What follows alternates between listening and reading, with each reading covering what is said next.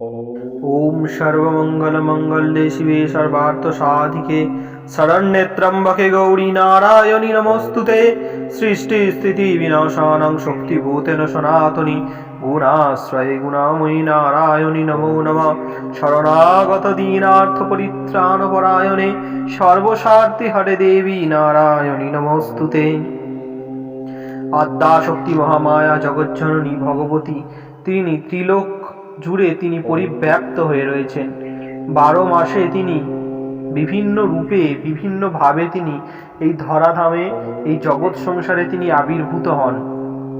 শ্রী শ্রী চণ্ডীতে বর্ণিত রয়েছে রাজা সুরথ যখন তিনি সর্বস্ব হারিয়ে ফেলেছিলেন তখন তিনি মহামুনির আশ্রমে গিয়ে দেখেন এবং তিনি ভগবতী দুর্গার পূজার আরাধনায় মগ্ন হয়েছিলেন। সেই সময়টি ছিল বসন্তকাল অর্থাৎ চৈত্র মাস। চৈত্র মাসের শুক্লপক্ষের দেবী পক্ষে দেবী দুর্গার বাসন্তী রূপে তিনি আরাধনা করেছিলেন এবং তিনি আবার তার রাজ্য তার রাজত্ব সমস্ত কিছু তিনি দেবীর কৃপায় লাভ করেছিলেন। তাই এই সময় বসন্তকালে দেবী দুর্গার অপর রূপের বাসন্তী রূপের আরাধনা করা হয় এই মর্তলোকে, এই ধরাধামে। মা জগজ্জননী ভগবতী তিনি প্রকাশিত হন ভক্তের ঘরে ঘরে হৃদ মন্দিরে। আবার পুরাণে বর্ণিত রয়েছে মহাদেবের সাথে দেবী পার্বতীর একবার খুব বিবাদ শুরু হয়েছিল। সেই সময় মহাদেব দেবী পার্বতীকে বলেছিলেন যে তোমাকে ছাড়াও আমার সমস্ত কিছু কর্ম আমি করে নিতে পারবো। যেরূপ আমরা সমাজে স্বামী স্ত্রীর মধ্যে দেখি এক অশান্তি বা বিবাদ হয়, সেইরূপ দেবী পার্বতী ও মহাদেবের মধ্যে এই রকম বিবাদ হয়েছিল। তখন মহাদেব মা পার্বতীর মায়ায় আচ্ছন্ন হয়ে জগৎ জুড়ে তিনি ঘুরে ঘুরে কোথাও তিনি কোনো ভিক্ষা পাচ্ছিলেন না এবং তখন তিনি ঘুরতে ঘুরতে ঘুরতে ঘুরতে অনেক ক্লান্ত পরিশ্রান্ত হয়ে বারাণসী ধামে কাশীতে এসে উপস্থিত হন। সেখানে দেখেন সকল সন্তানরা, মায়ের সকল ছেলেমেয়েরা পেট পুড়ে দুবেলা দুমুঠো খেতে পারছে, খুব আনন্দ করে তারা সেখানে তৃপ্তি লাভ করে বেঁচে রয়েছে। তখন মহাদেব তাদের এই দুর্ভিক্ষের সময় আনন্দের কারণ জানতে চান। তখন তার ভক্তরা অর্থাৎ মর্তলোকের সন্তানরা উত্তর দেন মহাদেবকে, হে প্রভু, জগতে এক নারী এখানে আছেন উপস্থিত, যেখানে জগৎ সংসারে সমস্ত কিছু অন্নের ভাণ্ডার শূন্য হয়ে গেলেও এই নারীর কাছে কখনো অন্ন ভাণ্ডার শূন্য হবে না বা হচ্ছে না। এক সুন্দরী রমণী আমাদের এখানে অন্ন পরিবেশন করে আমাদের পরিবেশন করছেন। তিনি মা, তিনি জগজ্জননী, তিনি আমাদের সবাইয়ের দুঃখ কষ্টের দিনে তিনি আমাদের পাশে দাঁড়িয়ে আমাদেরকে অন্ন প্রদান করছেন। আপনিও যান, আপনিও গিয়ে সেখানে অন্ন ভিক্ষা করুন। মহাদেব যেই সেখানে উপস্থিত হলেন এবং বললেন ভিক্ষাং দেহি দেবী, তখনই মাতা অন্নপূর্ণা দেবী পার্বতী তাকে দর্শন দিলেন এবং তখন মহাদেব নিজের ভুল বুঝতে পারলেন। এই তিথিটি ছিল বসন্তের দেবীপক্ষের শুক্লপক্ষের অষ্টমী তিথি। সেই অষ্টমী তিথিতেই মা জগজ্জননী জগন্মাতার, মা অন্নপূর্ণার এই জগৎ জুড়ে পূজা প্রচলিত হয়ে আসছে, যার কৃপায় আমরা দুবেলা দুমুঠো ভালো করে খেতে পাই। আমাদের অনেক পরিশ্রম, অনেক কষ্ট করে কিন্তু অর্থ এবং অন্ন দুটোই উপার্জন করতে হয়। সেই কষ্টের অন্নটা যার কৃপায় আমরা লাভ করি সেই হলেন দেবী অন্নপূর্ণা। তাই মা অন্নপূর্ণার পূজা প্রতি বছর বসন্তকালে অষ্টমী তিথিতে দেবী পক্ষে অনুষ্ঠিত হয়। নমস্কার, তীর্থবার্তা চ্যানেলের পক্ষ থেকে আপনাদের সকলকে জানাই আমাদের চ্যানেলে অনেক অনেক স্বাগত। আশা করি ঈশ্বরের কৃপায় আপনারা সকলেই খুব ভালো আছেন, সুস্থ আছেন, আনন্দে আছেন ও হাসি খুশি আছেন।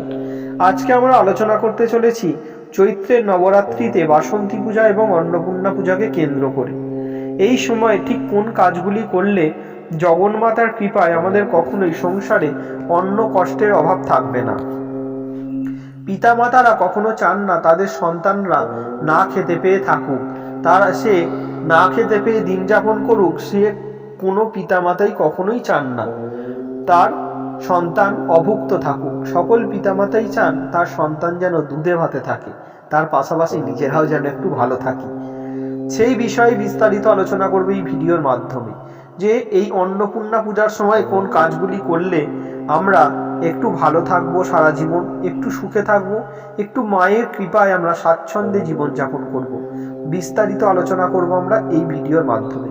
আপনাদের সকলের কাছে একান্ত অনুরোধ করব, দয়া করে আজকের ভিডিওটি সম্পূর্ণ দেখুন, স্কিপ না করে। আশা করি আজকের ভিডিওটি সম্পূর্ণ দেখলে, আজকের ভিডিও দেখে আপনারা অনেক উপকৃত হবেন এবং সমৃদ্ধ হবেন। আমাদের ভিডিও দেখে যদি আপনারা উপকৃত হন এবং সমৃদ্ধ হন, তাহলে দয়া করে আমাদের ভিডিওতে একটি লাইক করবেন। যদি মনে কোনো প্রশ্ন থেকে থাকে অবশ্যই কমেন্ট বক্সে এসে প্রশ্নটি করবেন। আমাদের তীর্থবার্তা চ্যানেলে যদি আপনি এখনও একজন না হয়ে থাকেন, অবশ্যই চ্যানেলটিকে সাবস্ক্রাইব করে অল নোটিফিকেশনে ক্লিক করে আমাদের পাশে থাকবেন, সাথে থাকবেন সনাতন হিন্দু ধর্মের ও জ্যোতিষশাস্ত্রের নানান জানা অজানা কাহিনী দেখতে ও জানতে। তাহলে চলুন আজকের আলোচনা আমরা শুরু করি। প্রতি বছরের মতো এবছরেও অন্নপূর্ণা পূজা এবং বাসন্তী পূজা পড়েছে। অন্নপূর্ণা পূজা বাসন্তী পূজা পড়েছে 2026 10ই চৈত্র, বাংলার বুধবার। ইংরাজির 25শে মার্চ দেবী বাসন্তী, দেবী দুর্গার সপ্তমী তিথি। অষ্টমী তিথি 26 মার্চ, বাংলার 11ই চৈত্র, বৃহস্পতিবার। 12ই চৈত্র 27শে মার্চ, শুক্রবার, মহানবমী। আর 13ই চৈত্র 28শে মার্চ, শনিবার, বিজয়া দশমী। ঠিক আমরা আশ্বিন মাসে শারদীয় দুর্গাপুজোর সময় যেরকম সপ্তমী, মহাষ্টমী, মহানবমী, বিজয়া দশমী পালন করি, ঠিক এই সময়তেও দেবী বাসন্তী দুর্গার দুর্গা পূজা উৎসব সপ্তমী, অষ্টমী, নবমী ও দশমী পালন করা হয়। ষষ্ঠী তিথি পালন করা হয়, যেদিন হয় অশোক ষষ্ঠী। 9ই চৈত্র, মঙ্গলবার, অশোক ষষ্ঠী। এবং 10ই চৈত্র, বুধবার, 25শে মার্চ হবে নবপত্রিকার এবং সপ্তমী পূজা। 11ই চৈত্র, বৃহস্পতিবার, 26শে মার্চ হবে মহাষ্টমী, দেবী অন্নপূর্ণার পূজা। এবং 12ই চৈত্র 27শে মার্চ রামনবমী, শ্রী শ্রী রামচন্দ্রের জন্মতিথি ও মহানবমী বিহিত পূজা। এই হলো 2026 বাসন্তী পূজার নির্ঘণ্ট। অন্নপূর্ণা পূজা হলো 11ই চৈত্র, 26শে মার্চ। এই অন্নপূর্ণা পূজার দিন আমাদের বাঙালির অনেকেরই সাধ্য থাকে না বাড়িতে খুব ধুমধাম করে জাঁকজমক করে অন্নপূর্ণা পূজা করার। কারণ সেটা করতে গেলে কিন্তু যথেষ্ট অর্থের প্রয়োজন, যথেষ্ট টাকার প্রয়োজন, খুবই ব্যয় এবং খরচের প্রয়োজন এখানে।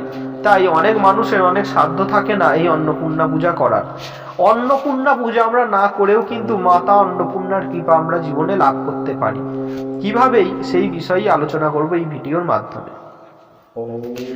অন্নপূর্ণা পূজার দিন আমরা যদি আমাদের সাধ্যমতো চেষ্টায়, আমাদের 100টা লোক ভোজন করাতে হবে না, আমরা যদি 10টা লোক ভোজন করাই, আমরা যদি 5টা বাচ্চা শিশুকে খাওয়াই, আমরা যদি 5টা বাচ্চা শিশুকে খাওয়াই এবং আমরা যদি 10টা লোক ভোজন করাই, কিংবা আমরা আমাদের সাধ্যমতো, আমাদের সাধ্যের মধ্যে যদি আমরা কিছু গরিব অসহায় মানুষকে দান করি, কিছু গরিব অসহায় মানুষকে অন্ন প্রদান করি, যারা দুবেলা দুমুঠো খেতে পায় না, এরকম গরিব অসহায় মানুষকে যদি অন্ন প্রদান করি এবং মা অন্নপূর্ণার ছবিতে একটি পুষ্পমাল্য প্রদান করবেন। তার পাশাপাশি আপনার সাধ্যমতো উপাচারে দেবী অন্নপূর্ণাকে কিছু ভোগ নিবেদন করবেন এবং আপনি আপনার মতন করে মাকে অর্চনা করবেন, মাকে ভক্তি ভরে ডাকবেন, হে মা, হে মহামায়া, হে জগজ্জননী, আমি তোমার পুজো করতে অপারক, আমি তোমার সেবা করতে অপারক, হে জগজ্জননী, হে নারায়ণী। আমার সাধ্যমতো উপাচারে মা তোমায় ভোগ নিবেদন করেছি, তোমায় পূজা দিয়েছি। এইটুকুনি পূজা গ্রহণ করে আমার পাপের ভার থেকে তুমি আমায় মুক্ত করো দেবী, এবং আমার সন্তান, আমার প্রিয়জনরা যেন সর্বদা দুধে ভাতে থাকে, তোমার আশীর্বাদের হাত যেন সর্বদা মাথার উপর থাকে, কখনো যেন তারা অভুক্ত না থাকে, কখনো আমার সংসারে যেন অন্নের অভাব না হয়। এই রকম মায়ের কাছে বলে সেই অন্ন গরিব অসহায় মানুষদের মধ্যে বিতরণ করে দিন, যারা দুবেলা দুমুঠো খেতে পায় না, দিন দরিদ্র মানুষদের মধ্যে বিতরণ করুন।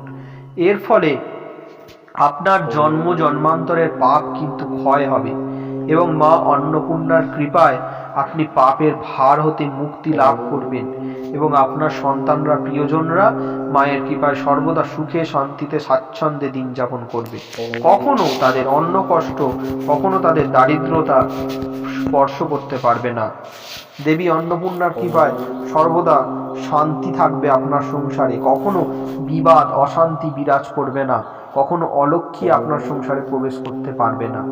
এই অন্নপূর্ণা পূজার আগে আপনি আপনার রান্নাঘরটি সুন্দর করে পরিষ্কার পরিচ্ছন্ন করে রাখবেন, কারণ মা অন্নপূর্ণার বাসস্থানই হলো আপনার গৃহের রান্নাঘরে, যেখানে আপনি প্রতিদিন উনুন জ্বালেন এবং যেখানে আপনি আপনার যে সমস্ত চাহিদাগুলি রয়েছে সেই সমস্ত চাহিদাগুলি যে পূরণ করে সেই ভগবতী মাতা অন্নপূর্ণা কিন্তু বিরাজ করেন আপনার রান্নাঘরে। তাই রান্নাঘরটি সুন্দর করে পরিষ্কার পরিচ্ছন্ন করে রাখবেন। অন্নপূর্ণা পূজার দিন খুব সকাল সকাল উঠে ঘর দুয়ার বাড়ি সমস্ত কিছু পরিষ্কার পরিচ্ছন্ন করে আপনি রান্নাঘরের দোরগোড়ায় খুব সুন্দর করে একটি আলপনা দেবেন এবং ধূপ ধুনো অবশ্যই চারিদিকে দেখাবেন এবং মঙ্গল প্রদীপ আপনার সংসারের জন্য অবশ্যই দেবী অন্নপূর্ণার কাছে একটি মঙ্গল প্রদীপ জ্বেলে দেবেন। মা অন্নপূর্ণার কৃপায় আপনার সংসারে সর্বদা মঙ্গল হবে। কখনো আপনারকে এবং আপনার সংসারকে, আপনার সন্তানদের অমঙ্গল স্পর্শ করতে পারবে না। দেবী অন্নপূর্ণার কাছে প্রার্থনা করি আপনারা সকলে খুব ভালো থাকুন, সুস্থ থাকুন। আপনাদের সকলের সন্তানরা যেন দুধে ভাতে থাকে, আনন্দে থাকে, হাসি খুশি থাকে। মায়ের কৃপায় সকলের মঙ্গল হোক, সকলের শুভ বুদ্ধির উদয় ঘটুক। নমস্কার। এই ছিল আজকে আমাদের অন্নপূর্ণা পূজা ও বাসন্তী পূজাকে কেন্দ্র করে আলোচনা। আমরা জেনে নিলাম অন্নপূর্ণা পূজা না করে কিভাবে রাজা হয়ে থাকা যায়, কিভাবে আমরা অন্নপূর্ণা পূজা না করে মায়ের কৃপা লাভ করতে পারবো। বিস্তারিত আলোচনা করলাম এই ভিডিওর মাধ্যমে। আশা করি আজকের আলোচনা আপনাদের সকলের খুব ভালো লাগবে। আজকের আলোচনা যদি ভালো লাগে অবশ্যই আজকের ভিডিওতে একটি লাইক করবেন, কমেন্ট করে লিখবেন জয় মা অন্নপূর্ণা। আজকের ভিডিও আমরা এখানেই শেষ করলাম। আবার দেখা হবে পরবর্তী কোনো সনাতন হিন্দু ধর্মের জানা ও অজানা কাহিনী নিয়ে। ঈশ্বরের চরণে প্রার্থনা করি আপনারা সকলে খুব ভালো থাকুন, সুস্থ থাকুন, আনন্দে থাকুন ও হাসি খুশি থাকুন। আর দেখতে থাকুন আমাদের এই ছোট্ট চ্যানেলটি তীর্থবার্তা। নমস্কার, হরে কৃষ্ণ, রাধে রাধে, জয় মা অন্নপূর্ণার জয়।